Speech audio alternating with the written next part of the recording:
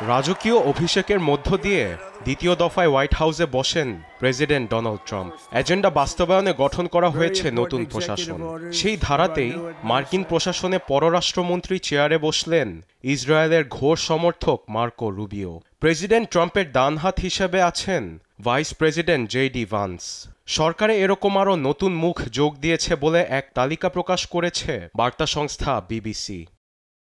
প্রতিরক্ষামন্ত্রী হিসেবে যুক্ত হয়েছে পিট হেগসেথের নাম, তবে তার বিরুদ্ধে একাধিক যৌন কেলেঙ্কারির অভিযোগ। 2017 সালে তার বিরুদ্ধে তদন্ত হলেও ট্রাম্পের নজরে আসলে আর পড়েনি আইন শৃঙ্খলা বাহিনীর চক্করে।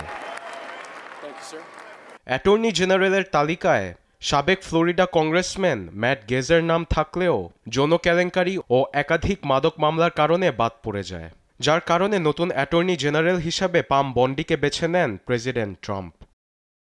অন্য দেশ থেকে অবৈধভাবে যুক্তরাষ্ট্রের মাটিতে কেউ যেন পা না দিতে পারে এজন্য সীমান্ত নিরাপত্তায় হোমল্যান্ড সিকিউরিটির দায়িত্ব নেন দক্ষিণ ডাকোটার গভর্নর ক্রিস্টি নোয়েম। এছাড়াও দেশের সার্বভৌমত্ব, সাইবার অ্যাটাক, জঙ্গিবাদ দমন ও নিরাপত্তার বিষয়ের জন্য জবাবদিহি করতে হবে তাকে। শিক্ষা মন্ত্রণালয়ের জন্য মনোনীত হয়েছে ওয়ার্ল্ড রেসলিং এন্টারটেইনমেন্ট বা WWEর সহ-প্রতিষ্ঠাতা লিন্ডা ম্যাকম্যান। ব্যাংক, করনীতি, আন্তর্জাতিক অর্থায়ন ও নিষেধাজ্ঞার ক্ষেত্রে ট্রেজারি সেক্রেটারি হিসেবে মনোনীত হয়েছেন স্কট বেসেন্ট। ট্রাম্পের নীতি অনুযায়ী যুক্তরাষ্ট্রে করনীতি হার হ্রাস করার আশ্বাস দিয়েছেন তিনি।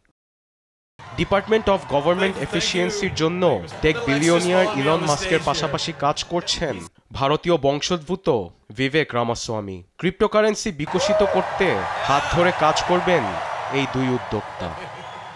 প্রেসিডেন্ট ট্রাম্পের গুরুত্বপূর্ণ ঘরোয়া ইস্যু গণনির্বাচন ও অভিবাসন নীতি বাস্তবায়নে বর্ডার জার হিসেবে কাজ করবে সাবেক পুলিশ অফিসার টম হোমান। জানান, গণনির্বাচনের জন্য দেশের সবচেয়ে বড় বাহিনী তার হাতেই পরিচালিত হবে।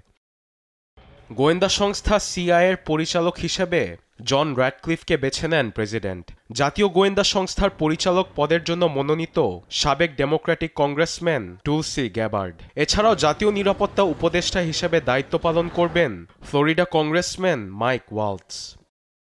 অন্যদিকে রাষ্ট্রদূত হিসেবে জাতিসংঘের এলিস স্টেফানিক, মধ্যপ্রাচ্যের স্টিভ উইটকফ, ইসরায়েলের মাইক হাকাবি ও রুশ ইউক্রেনের কিথ কেলককে বেছে নেন প্রেসিডেন্ট ট্রাম্প। এছাড়াও প্রেস সেক্রেটারির চেয়ারে বসছে যুক্তরাষ্ট্রের সর্বকনিষ্ঠ 27 বছর বয়সী Caroline Leavitt. Arbed Afsar, news desk, Desh TV.